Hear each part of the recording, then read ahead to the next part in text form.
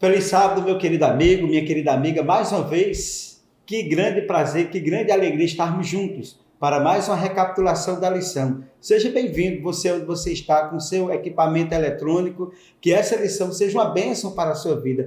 E hoje nós temos mais um convidado especial, o professor Marcos Peter, nosso querido amigo que mora ali na linda e gostosa cidade de Simorá, de um povo bonito, de um povo acolhedor, de um povo simpático, de Vitória da Conquista, na nossa querida Bahia, tá certo? Tive a alegria já de algumas vezes na cidade e o privilégio de conhecer o nosso querido irmão e a sua família. Professor Marcos Peter, ele é formado em inglês, com habilitação para português, é formado em português, né, em letras, habilitação para português e inglês, formado também em teologia, com pós-graduação em importantes áreas, e hoje também ele está fazendo uma importante pós-graduação lá no UNASP, campus Engenheiro Coelho. Seja bem-vindo, meu querido professor Marcos Peter, para participar dessa lição tão importante, a lição 2 da lição da Escola Sabatina. Feliz sábado, meu querido, seja bem-vindo. A sua saudação inicial, por gentileza.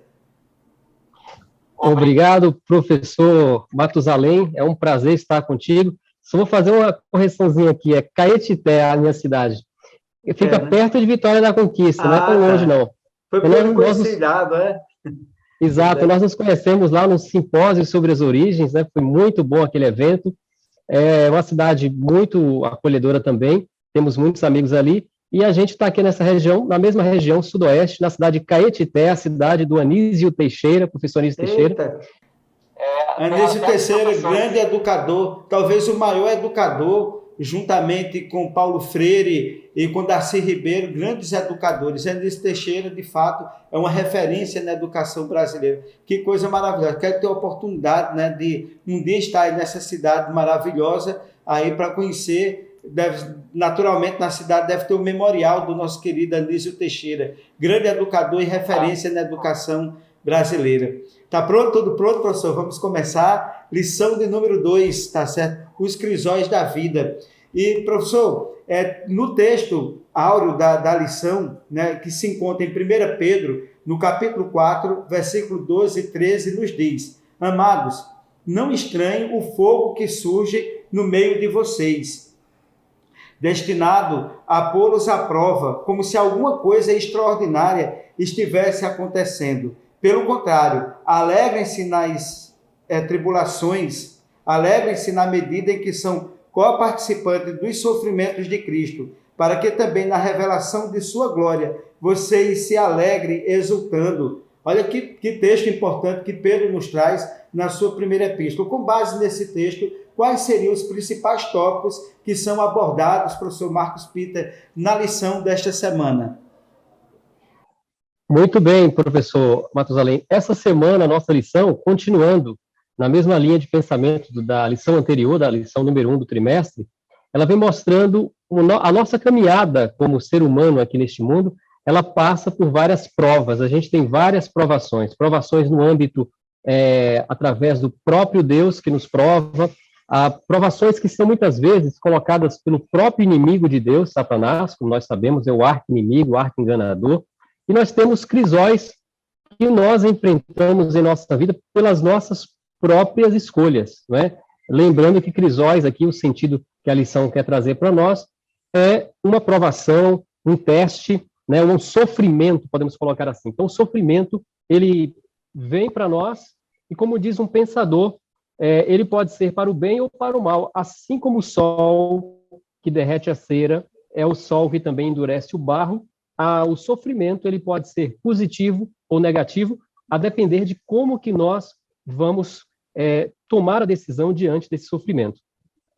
Muito bem, professor. E no primeiro tópico da lição fala de surpresas, né? E ele traz mais uma vez esse versículo que nós acabamos de ler, né? Qual a mensagem que o apóstolo Pedro ele quer nos dar quando ele diz que nós não devemos estranhar a ardente prova que vem sobre nós, né? Qual é a mensagem central que o apóstolo Pedro ele quer nos trazer através desse texto?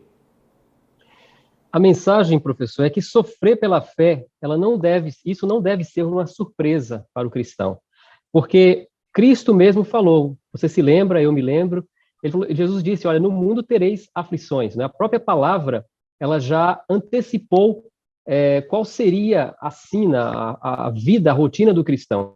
Nós não estamos imunes ao sofrimento. Interessante que o verso de 1 Pedro, os versos 12 e 13 de 1 Pedro, capítulo 4, que é o verso que nós temos aqui no verso áudio, até gostaria de ler novamente. Aqui diz assim, amados, não estranhem o fogo que surge no meio de vocês. Na versão que eu gosto mais de utilizar, na King James, ela traz a expressão aqui, ardente prova. E trazendo aqui um comentário sobre esse contexto, a gente tem que lembrar do contexto do próprio apóstolo Pedro, o escritor deste relato. Pedro, ele viveu no período do Império Romano em que Nero estava ali numa busca implacável, uma perseguição tremenda para destruir a vida dos cristãos. E quando ele fala ardente prova, aqui tem um sentido metafórico, um sentido simbólico, mas tem um sentido também literal, porque os cristãos naqueles dias, eles eram literalmente queimados, eles ardiam, né? Ardente prova para eles foi justamente, muitos morriam queimados para funcionar ali como luzes na cidade de Roma. E aí agora o apóstolo continua dizendo que nós não devemos estranhar, né? Aí vem a ideia também de ser estrangeiro no grego, a ideia de sentir que é algo que não deveríamos esperar, algo fora do normal, nós não devemos estranhar. E aí ele diz assim, destinado a pô-los à prova como se alguma coisa extraordinária estivesse acontecendo. Isso não deve ser para nós algo extraordinário. Pelo contrário, alegrem-se na medida em que são coparticipantes dos sofrimentos de Cristo, para que também na revelação de sua glória vocês se alegrem exultando. Então, para nós, a mensagem que o apóstolo está trazendo é que a provação, o crisol, o sofrimento, ele não deve ser algo que nos pegue de surpresa. Ao contrário, nós como cristãos devemos estar preparados para o sofrimento físico, o sofrimento espiritual, o sofrimento emocional, porque isso vai preparando o terreno, o solo do nosso caráter para vitórias maiores e provações maiores que poderão vir no futuro. Coisa maravilhosa, né? A gente saber que em meio também o sofrimento, Deus ele não nos deixa desamparados, né? Ele está ali, né? Na alegria ou na dor, né? Eis que estou convosco todos os dias até a consumação dos séculos, né? No tópico 2 da lição traz aí os crisóis de Satanás. Mas se a gente sofre, Satanás tem algum crisol também, algo que para ele é um tormento. O que é que consome Satanás? Porque a gente trabalha com os crisóis do cristão que nós passamos. E o texto de 1 Pedro, capítulo 5, versículo 8, que é um texto muito conhecido, diz: sede sóbrios e vigilantes, né? O diabo, o inimigo de vocês, o diabo, anda em derredor como leão, que ruge, buscando alguém que possa devorar. Com base nesse texto, professor, quais os crisóis de Satanás? Muito bem, professor. Olha, os crisóis de Satanás são vários. Ele anda aqui, como diz o texto, em derredor, não é? Ou anda ao redor, como um leão que ruge procurando alguém para devorar. Se você, eu não sei, talvez alguém está nos acompanhando, já visitou um jardim zoológico e já pôde ver de perto um leão, especialmente naquele momento em que ele está ali um pouco agitado, não é? Está emitindo o som natural que um leão emite, não é? Dá para se imaginar a ferocidade daquele animal. E o apóstolo escolheu justamente esse animal porque ele quer trazer para nós um sentimento de atenção, de alerta constante. O leão, quando ele está na busca dele para conseguir o alimento, ele vai até o final, ele só vai desistir depois de todas as tentativas possíveis. Então, Satanás, ele age da mesma maneira. Ele vai tentar você e a mim em todos os pontos. Inclusive, há um texto inspirado da escritora Ellen White, que ela diz que ele tem 6.000 anos de experiência de análise do comportamento humano. Então, Satanás, ele sabe qual é o teu ponto fraco, o teu ponto forte, e ele vai tentar, cada um de nós, em nossos pontos onde nós somos mais suscetíveis a cairmos diante de uma tentação. E se nós não estivermos firmados em Deus, né, e sua palavra, com certeza nós seremos, além de provados, nós seremos derrotados por esse inimigo. Por isso, há necessidade de uma vigilância. É o convite do apóstolo. Veja o que ele diz: sejam sóbrios e vigilantes. Ou seja, estejam acordados, sóbrios, despertos e vigilantes. Estejam em constante vigilância. E hoje Satanás nos ataca com falsas ideologias, não é? Você talvez é um cristão, você diz assim: olha, eu não mato, eu não transgrido nenhum dos 10 mandamentos de forma declarada, mas Satanás pode colocar na tua mente que a palavra de Deus ela não é infalível, de que certas partes da Bíblia podem ser questionadas. Talvez ele pode colocar para você que o importante é o amor, e aí pode surgir na tua mente uma ideologia de que o amor de Deus está em contraposição com a justiça de Deus, o que não é verdade. Então, nós temos que estar constantemente em vigilância, porque o objetivo de Deus para nós é a vitória nesse grande conflito. E nós temos que escolher o bem ou o mal, e a depender das nossas escolhas, né? Das nossas tendências, né? Se nós dominamos e subjugamos essas tendências, nós poderemos sair como vitoriosos, e se nós dermos vazão às nossas tendências herdadas e cultivadas, poderemos sim ser presas fáceis das tentações de Satanás. Exato. No terceiro ponto, ele traz uma reflexão importante, que é os crisóis do pecado, né? E em Romanos, capítulo 1, versículo 18, diz: a ira de Deus se revela do céu contra toda iniquidade, toda impiedade e injustiça dos seres humanos, que por meio da sua injustiça suprem a verdade. O que significa os crisóis do pecado? Essa presença constante do pecado que destrói o ser humano, que faz com que o ser humano ele se autodestrua, com que o ser humano ele caia nos sofrimentos que são, infelizmente, parte do nosso cotidiano. Como é que nós poderíamos refletir sobre esses crisóis do pecado? Muito bem, professor. Veja só, professor Matusalém, o pecado, né, o termo pecado no original, ali na sua raiz, na sua etimologia, na palavra que é usada na Bíblia, ele tem o sentido de errar o alvo. Pecado seria errar o alvo. Deus tem um alvo, Deus tem um objetivo para você e para mim, para a vida de cada um de nós, e o objetivo é que nós acertemos o alvo. O nosso alvo deve ser Cristo, deve ser a glória de Deus, deve ser fazer a vontade do nosso Deus e honrar o nome de Deus.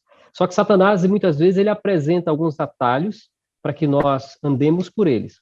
Só que esses atalhos, esse errar o alvo, ele depende única e exclusivamente da nossa escolha. Nós somos livres para escolher. Quando eu escolho desobedecer o plano de Deus para a minha vida, quando eu escolho afastar-me de Deus, naturalmente o pecado passa a operar. E a Bíblia diz que o salário do pecado é a morte. E eu devo escolher a vida e não a morte. Mas, infelizmente, nós somos seres humanos falíveis e muitas vezes escolhemos o pecado. E aí vem as consequências. Então, esses crisóis do pecado são escolhas que nós fazemos que contrariam a vontade de Deus. Inclusive, pode ser no estilo de vida, pode ser no que nós falamos, o que nós pensamos do nosso próximo, a maneira com a qual nós reagimos, o que nós fazemos ou que nós deixamos de fazer, que venha a ferir a vontade de Deus. Isso envolve uma série de situações, só que nós devemos ser senhores, nós é que vamos escolher e vamos decidir se seremos vitoriosos ou não pela graça de Cristo. E a escolha deve, naturalmente, do ser humano deve ser escolher ser purificado pelo Senhor, que é exatamente o que traz o ponto de número 4 da lição, que é o crisol, os crisóis de purificação, né? Que lá em Jeremias, capítulo 9, versículo 7, diz, né? Portanto, assim diz o Senhor dos exércitos, eis que eu os depurarei e os provarei, pois que outra coisa poderia eu fazer com a filha do meu povo. Aí o que é que significa essa questão que diz depurarei e os provarei? Qual o significado espiritual disso aí, para que nós possamos entender o que Deus ele quer fazer com esse pecado que tem, sem sombra de dúvida, assustado o ser humano, maltratado o ser humano, fazendo com que o ser humano, ele, vamos dizer assim, entre no processo do maior sofrimento que todos podem encontrar, né? Cada um, ou depressão, ou morte, ou angústia, ou dor, ou doença, ou desavença. O que é que isso traz em essência que o profeta Jeremias ele traz como reflexão? O profeta Jeremias aqui está trazendo uma advertência ao povo de Israel e ele faz até um lamento de forma realmente profundamente aqui triste, não é? Porque mesmo provando, se a gente analisar o capítulo todo, o povo, mesmo provando, Deus provando o povo de Israel para purificação, na maioria das vezes as pessoas se rebelavam, não aceitavam esse processo de purificação. Eu achei interessante um pensamento que está aqui na lição, na página 24, na lição de professor, diz assim: se o Espírito de Deus traz à sua mente uma palavra do Senhor que o fere, tenha certeza de que há algo em você que ele quer ferir até ao ponto de morte. Então, Deus, muitas vezes, ele permite para nós o sofrimento para que nós possamos, de fato, sermos provados, assim como o ouro é provado no fogo para tirar toda aquela escória. É necessária uma provação, e Deus, ele quer nos purificar. No céu não vai entrar nada que não seja purificado. E Deus quer refinar o nosso caráter. E a Bíblia diz que Deus, ele prova os seus filhos que ama. Então, o objetivo de Deus é nos provar para que possamos, então, ser purificados, muitas vezes até por um sofrimento, não é? Fechando esse tópico, vamos ao último tópico da lição, professor Marcos Peter. Os crisóis da maturidade. Em que influem, né, os crisóis para a maturidade do cristão no seu dia a dia, no seu cotidiano, né? Qual o lado positivo, qual o lado negativo, de onde vem, na verdade, todos os crisóis, todos os sofrimentos que nós passamos em nossa vida. Professor. A lição, professor Matusalém, ela vai falar aqui agora sobre a experiência do apóstolo Paulo. O apóstolo Paulo, em certo momento de sua vida, ele declarou que ele tinha recebido de Deus, que Deus havia lhe dado um espinho na carne. Alguns teólogos tentam conjecturar o que seria esse espinho na carne, mas uma grande parte dos pesquisadores, dos estudiosos, acreditam que o espinho na carne do apóstolo Paulo teria sido um problema na visão, né? Teria sido alguma dificuldade nesse sentido. E muitas vezes Deus permite que nós tenhamos sofrimento, seja na saúde, seja na área financeira, na área familiar, talvez um problema conjugal, né? E para que nós possamos saber o nosso limite, para que nós possamos, então, evitar entrar numa situação que poderia nos levar a um afastamento de Deus ou ao pecado. No caso do apóstolo Paulo, fica claro aqui pela lição que este espinho na carne, este sofrimento, era para a sua maturidade, para que ele pudesse ser protegido do pecado. Então, é o que a lição vai nos declarar aqui. E como é que Paulo ele lidava, então, com isso? Interessante, eu gosto de analisar aqui a reação de Paulo. Paulo, ele fala com boa vontade, ele não fala reclamando, murmurando, mas ele fala com resiliência, ele fala com bom ânimo. Então, nós devemos encarar também esses crisóis, que são para a nossa maturidade, com resiliência e com bom ânimo. É assim que nós devemos encarar essa situação. Beleza, né? E também o sofrimento, nem sempre, às vezes a gente diz assim, que o que estamos passando é Satanás quem está impondo a gente, mas nem sempre. O sofrimento ele vem pela própria presença do pecado, né? E que nós sofremos, como, por exemplo, algumas coisas que a gente passa na vida da gente como consequência natural do pecado, que é a morte. Naturalmente, claro que Satanás ele quem traz tudo isso, mas a própria presença natural do pecado nos impõe determinadas condições, mas também nós sofremos as ações diretas do inimigo, os dardos inflamados do inimigo, né? E é importante também frisar, né, nesse contexto, né, que Paulo, no que o professor falou, né, nessa condição, o que Deus ele coloca para ele é maravilhoso. Ele diz, a minha graça te basta.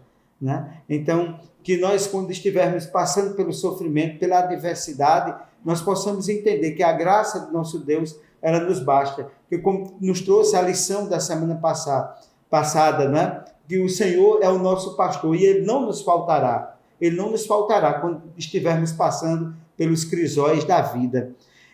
Professor, quais seriam, na sua opinião, como o senhor poderia resumir a lição dessa semana? Quais os pontos que o senhor destacaria como os mais importantes e relevantes para a aplicação da nossa vida? Eu gostaria de deixar 2 pontos aqui, professor Matusalém. O primeiro ponto é que o sofrimento ele é uma realidade em nosso mundo decaído. Nosso mundo após a queda, nós não podemos esperar algo que não seja a presença do sofrimento, porque esta, infelizmente, é a ordem natural, provisoriamente aqui, enquanto nós estivermos neste mundo, e lembrarmos que essa ordem natural, essa realidade presente, ela também nos lembra de que nós somos aqui estrangeiros. Quando nós olhamos para o sofrimento, nós devemos lembrar que o nosso destino final é a Nova Jerusalém, a nova terra onde Deus habitará, onde nós estaremos com Deus e onde, de fato, haverá justiça, haverá perfeição restaurada e nós não iremos mais sofrer. Então, essa é uma realidade, nós devemos aprender a lidar com ela, né, com esse sofrimento e tirar lições dos sofrimentos desse momento presente. É o ponto número 1 que eu gostaria de destacar aqui para nós resumirmos. E o ponto número 2 é que nós precisamos entender que, como mordomos da nossa espiritualidade, né, de nosso corpo, que é o templo do Espírito Santo, nós é que tomamos decisão sobre a formação do nosso caráter, para o bem ou para o mal. Nós precisamos aprender a separar os diferentes tipos de provas, de sofrimentos, e lembrar que, aprendendo a distinguir se é um crisol, se é um sofrimento vindo de Deus, vindo de Satanás, vindo do pecado, né, ou das nossas escolhas, nós assim aprenderemos a lidar melhor com as crises em nossa vida e a tirar lições melhores. Voltando lá ao texto-chave, professor, eu queria concluir só com esse pensamento. O apóstolo Pedro, ele experimentou todo tipo de sofrimento em sua vida, muitos sofrimentos, não é? E ele passou por várias situações. Ele começou desde aquele momento em que ele negou o próprio Jesus, teve aquele sofrimento psicológico, mas aquilo tudo fazia parte do seu preparo para um dia se tornar um grande pastor, um grande líder da igreja cristã. E ali, através do sofrimento, ele também aprendeu o processo de Deus para nos salvar, para nos purificar, a obra divina da salvação e também a esperança que Deus tinha para ele e para cada um de nós. E nós devemos lembrar que todos esses crisóis aí, eles podem ser superados, eles podem ser vencidos, todo sofrimento. Eu me lembro aqui agora do texto bíblico, posso todas as coisas naquele que me fortalece, o texto que está em Filipenses. Então, não importa qual seja a prova, o sofrimento que eu esteja passando, que você esteja passando, se nós confiarmos em Deus, se nós apegarmos a mão do grande pastor, nós seremos vitoriosos. Assim como Pedro e Paulo, que sofreram tanto, e a lição fala desses dois, a prisão mamertina, por exemplo, lá em Roma, é um local que ficou como palco da história, não é? Eu tive a oportunidade de visitar essa prisão lá em Roma, e você consegue ver ali o impacto que aquele lugar causava de forma positiva, negativa em qualquer ser humano que ali estivesse. No entanto, a gente encontra Paulo ali orando, nós encontramos Pedro também sendo fiel, e os dois foram fiéis até a morte. Ou seja, os crisóis apenas serviram para fortalecer o caráter daqueles servos de Deus. Que nós também possamos ser fortalecidos, e assim como Jó também, a Bíblia fala de Jó, que passou por tanto sofrimento, que no final nós possamos sair como ouro provado pelo fogo. Então, essas são as lições principais que eu pude tirar da lição, que nós devemos usar, aproveitar essas lições para lembrarmos que nós não estamos imunes ao sofrimento, mas que esse sofrimento pode também nos ajudar em nosso crescimento e nossa transformação do caráter, né, do nosso caráter. Nós gostaríamos de agradecer a você, meu querido ouvinte, por participar mais uma vez da recapitulação da lição da Escola Sabatina. Compartilhe o nosso canal, faça com que o nosso canal seja interativo, dê um like aí e sem sombra de dúvida, você será abençoado, pessoas serão abençoadas. Professor Marcos Peter, muito obrigado por participar, pela brilhante explanação. Eu gostaria que o senhor fizesse uma saudação final aí aos nossos ouvintes e fizesse uma oração final para nós encerrarmos com chave de ouro um estudo tão maravilhoso. Professor, por favor. Muito bem, eu só tenho a agradecer ao professor Matusalém pelo convite, né, uma oportunidade especial de estarmos aqui reconsiderando a palavra do Senhor. Quero dedicar aqui também a minha saudação com graça, paz e maranata para todos os nossos amigos. E também aproveitar para fazer um convite aqui, professor. Se alguém tiver interesse em conhecer o nosso canal no YouTube, temos um pequeno trabalho evangelístico ali. O canal se chama Graça e Salvação e sempre trazendo algum conteúdo para edificação física, mental e também espiritual. E que Deus possa abençoar a todos, não é? A oração, por favor. Então vamos falar com o nosso Deus. Por gentileza, feche seus olhos e vamos falar com o nosso Pai. Querido Deus, Senhor nosso Pai, Deus Criador do Universo, a Ti, Senhor, honra, glória e louvor por toda a eternidade. Muito obrigado, Senhor, por Tua palavra tão clara e eficaz, que produz em nós crescimento espiritual, que nos prepara para a eternidade. Obrigado, Senhor, por aprendermos mais sobre os crisóis, sobre os sofrimentos que o Senhor permite que passemos, para que o nosso caráter possa ser refinado como o ouro, que é refinado e provado no fogo. Abençoe a cada um de nós, abençoe a Tua igreja, abençoe os pastores, os líderes e a cada um dos membros da Tua igreja, do corpo de Cristo, para que juntos possamos avançar na pregação do Evangelho e para que possamos estar preparados para quando o Senhor voltar. Tudo isso nós pedimos e agradecemos, confiados unicamente nos méritos do nosso Senhor e Salvador Jesus Cristo, é que nós choramos agora e sempre. Amém.